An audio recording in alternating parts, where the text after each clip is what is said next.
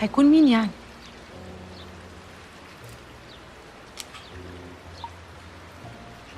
هانيا، ريهام، ممكن بليز تيجوا عندي على الفيلا؟ عايزاكوا ضروري.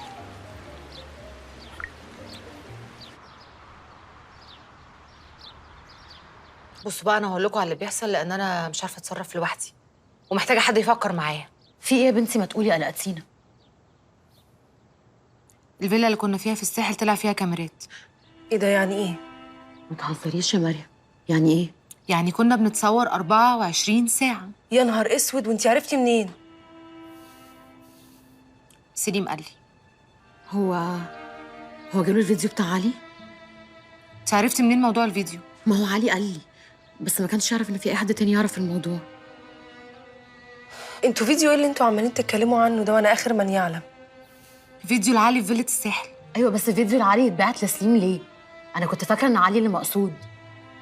في حاجه غلط. بالظبط كده، في حد قاصد يلعبنا كلنا. كلنا؟ يعني الفيديو ده ممكن يكون اتبعت لسيف عشان كده متغير معايا؟ مش وقت اللي بتقوليه ده خالص، المهم احنا هنعمل ايه؟ لا، على فكره هي بتسال سؤال مهم، استني.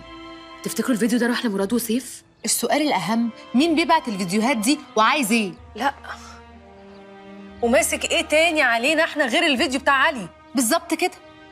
طب ما تكلمي الناس اللي انتي مأجره منهم الفيلا. كلمت الراجل وجه قعد معايا وقال لي ان هو ملوش علاقه باللي بيحصل، وبصراحه انا صدقته. اصله يعني اكيد مش هيكون بالغباء ده ان هو يبعت الفيديوهات وبعدين يجي يقعد معايا بكل بساطه. لا وايه، وكمان يقول لي انا ممكن اساعدكم.